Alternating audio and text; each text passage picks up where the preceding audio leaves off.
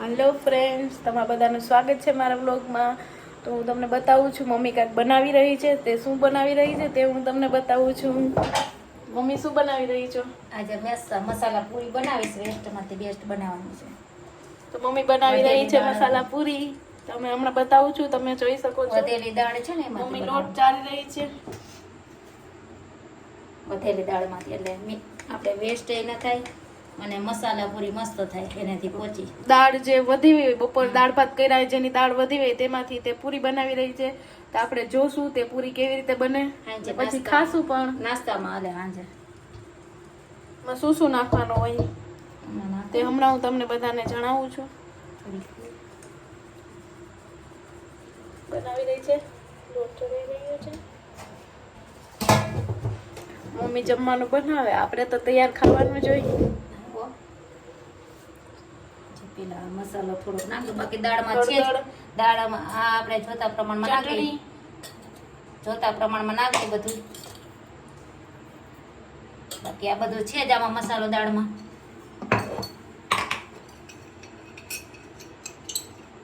મીઠું દાળમાં મીઠું છે એટલે આપણે જરૂર મુજબ નાખવાનું.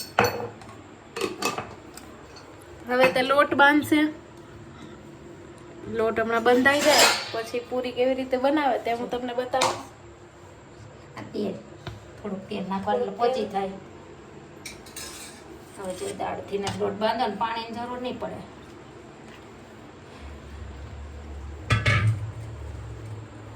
લોટ બાંધે છે તો એ પ્રમાણે દાળ નાખવાની.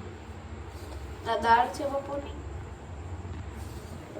મસાલા દાળ હોય ને એટલે દાળ ભાતની એટલે મસાલા વાળી થાય મસ્તાની. તે બપોરની જે દાળ હોય વધેલી તે તેમાં નાખી રહી છે અને એનાથી લોટ બાંધી રહી છે. એમાં પાણીની કઈ નાખવાની જરૂર નથી. જરૂર નથી ને? નહીં, કઈ જરૂર નથી પાણી નાખવાની.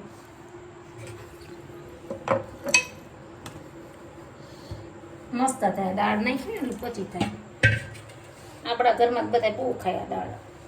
દાળ વાળી પૂરી અમારા ઘરમાં વધારે ખાઈ છે બધા. એટલે મને એવું થયું કે હું આજે તમને બધાને પણ શેર કરું કે કેવી રીતે આપણે બધા કરી શકીએ. થેપલા, ઢોકળા બધું બનાવે છે મમ્મી. આનાથી શું શું બનાવે છે આમાંથી?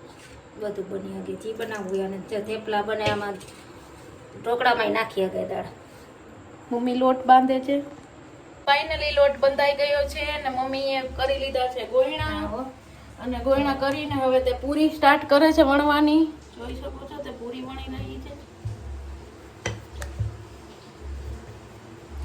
પૂરી વણીને તે પૂરી તરશે. તરવાની? હા હા, થોડીક વણો.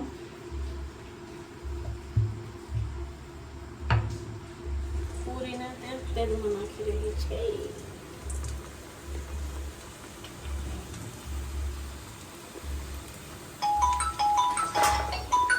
પૂરી મમ્મી તરી રહી છે, તમે જોઈ શકો છો.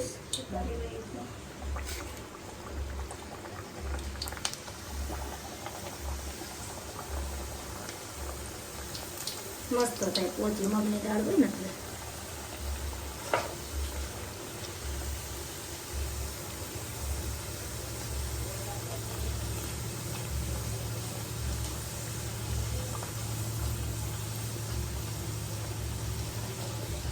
પૂરી તનાઈને રેડી થાય ત્યારબાદ ખાવાની હોય પૂરી.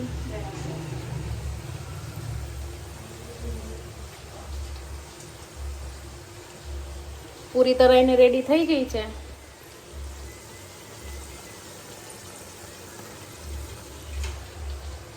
દહીં સાથે ખાવાની. મસાલા દહીં. ફાઇનલી ગાઈસ પૂરી બનીને રેડી થઈ ગઈ છે. હું તમને બતાવી દઉં છું. પૂરી બનીને તૈયાર થઈ ગઈ છે ફાઇનલી.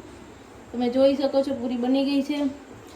અને હવે હું નેક્સ્ટ પાર્ટમાં બીજો રેસીપી બતાવીશ. મારી ચેનલ પસંદ આવે તો મારા વિડીયોને લાઈક, કોમેન્ટ એન્ડ શેર કરજો. મારી ચેનલ પસંદ આવે તો સબસ્ક્રાઈબ કરજો. અને આ વ્લોગને થેન્ક યુ.